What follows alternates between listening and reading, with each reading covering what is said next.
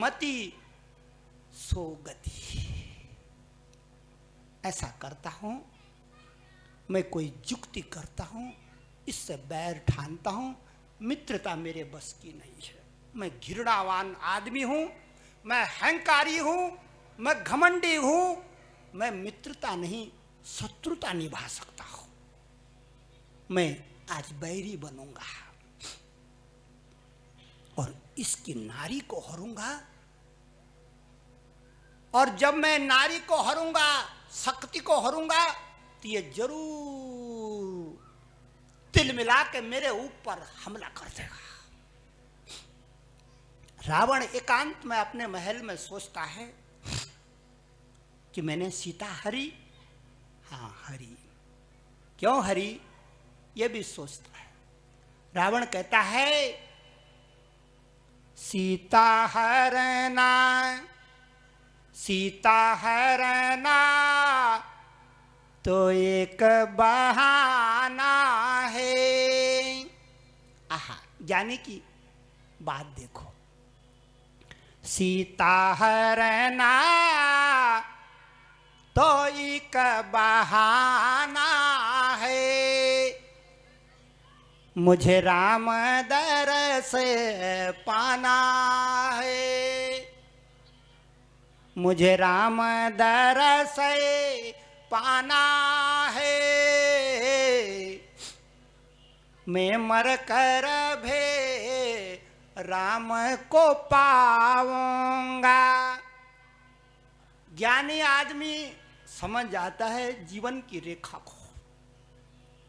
रावण कहता है मैं मर कर भी राम को पाऊंगा, लोग जीते जी ना पाएंगे। रावण के वचन आज सत्य हो रहे हैं कि जीता जी इंसान नहीं पूज रहा, उसको नहीं पा रहा राम।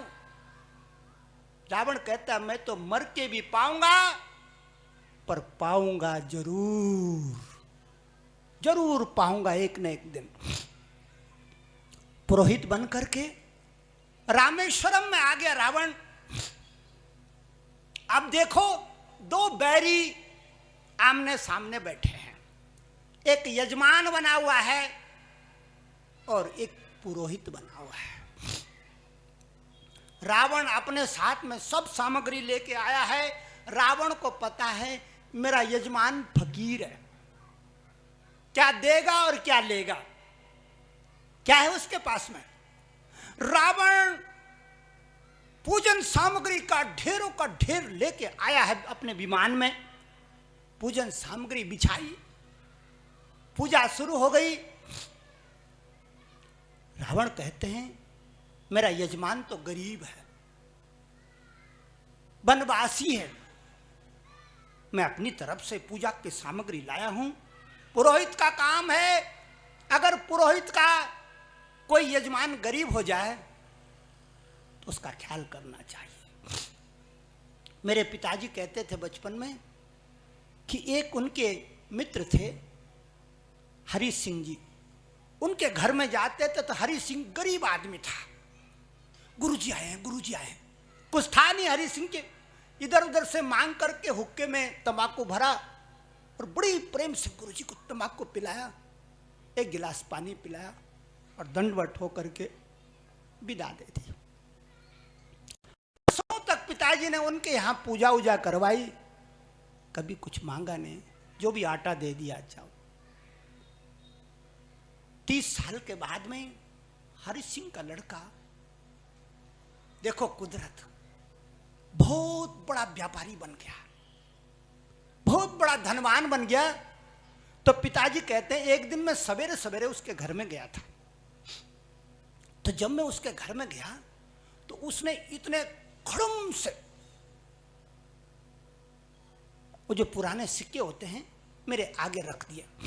बोले गुरुजी गिनना मत, ब्याज भी है, सूद भी है, दक्षिणा भी है, इतना बड़ा गट्ठर पुराने रुपयों का। मैंने कहा हरि सिंह क्या कर रहा है? बोला नहीं, जब भी आप मेरे घर में आते थे मेरे पास कुछ होता नहीं था। मेरी इच्छा करती थी गुरुजी को 1 रुपया दक्षिणा दूं, लाऊं कहां से, था ही नहीं रुपया। मेरे मन में रह जाती थी कसक। अगले दिन गुरुजी आए, फिर कसक मन में रहेगी, गुरुजी खाली हाथ चले गए मेरे घर से। आज भगवान ने कृपा करी, मेरा पुत्र व्यापारी हो गया, धन कमाने लायक हो गया। गुरुजी ये ब्याज भी है और सूद भी है। देखो पुराने लोग अपनों की कैसे इज्जत करते थे। रावण भी सारा सामग्री लेके आया है और रामेश्वरम में रामेश्वर की स्थापना करवा रहा है। राम को पूछा, अर्धांगनी तू शादीशुदा है यजमान? हाँ। अर्धांगनी कहाँ है? राम ने सर नीचे कर दिया। रावण कहता है मैं गुरु हूं, गुरु का मान नहीं घटाऊंगा। तुम्हारी अर्धांगनी मेरे विमान में बैठी है, बुलाओ और खबरदार, पूजन हो जाएगा फिर सीता विमान में बैठ जाएगी। जब तक रामेश्वरम की स्थापना होती रही सीता बैठी रही। जय जयकार हुई, स्थापना होगी, सीता उठ के विमान में चली गई। देखो ना पुराने लोगों की लीला अपरंपार। दक्षिणा का समय आया, राम के पास दक्षिणा तो कुछ थी नहीं।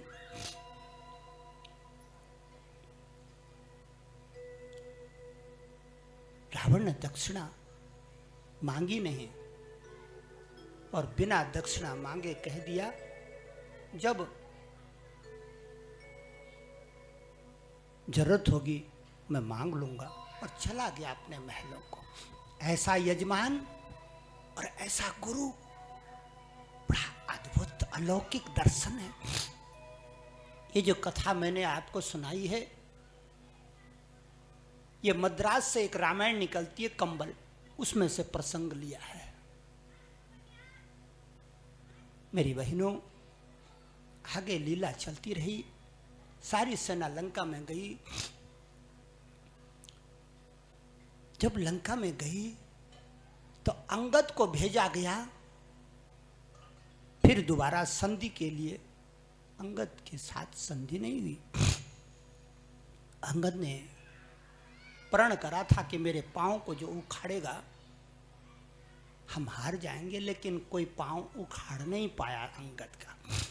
इतनी बड़ी शक्ति रही होगी कि अंगद का पांव उठाने के लिए अच्छे अच्छे योद्धा त्रस्त हो गए। लीला आगे बढ़ती है मेरी बहनों, और बताते हैं कि मेघनाद को भेजा गया युद्ध में। मेघनाद आया, उसने लखनलाल को शक्ति लगा दी, और जब लखनलाल को शक्ति लगाई हाहाकार मच गया। विभीषण को पूछा क्या करना चाहिए।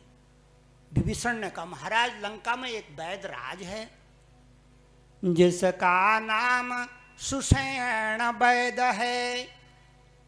वो सुषेण वैद ज्ञानी ध्यानी और विद्याओं का जानकार है। कौन लाएगा? रात में हनुमान जी गए और सारे मकान में धक्का लगाया, सुषेण वैद को लिया। सुषेण वैद कहता राम मैं बैरी का वैद हूं, बैरी का वैद हूं, लेकिन मैं जरूर जड़ी बूटी करूंगा। लक्ष्मण की नब्ज देखी। सुषेण वैद कहता है एक बात है। क्या बात है? कि अगर सूरज उगने से पहले बूटी आ जावे तो लखन का प्राण बचे, और जैसे ही सूर्य भगवान की किरण निकलेगी लक्ष्मण मृत्यु को प्राप्त हो जाएगा। अच्छा, बस रात ही रात होना है? हाँ। कौन सी बूटी है? नाम उसका संजीवनी बूटी। कहाँ मिलती है? कैलाश पर्वत हिमालय में। ब्रह्म ने हनुमान जी को कहा, पवन पुत्र जाओ, लखन लाल के प्राण बचाने हैं। हनुमान जी हवा में उड़ने लगे। लला पवन पुत्र हनुमान, गाओ। लला पवन पुत्र हनुमान, रामदूत तुम वीर बजरंगी, लला पवन पुत्र हनुमान। हवा में उड़ता जावे रे मोरा वीर बजरंगे, हवा में उड़ता जाए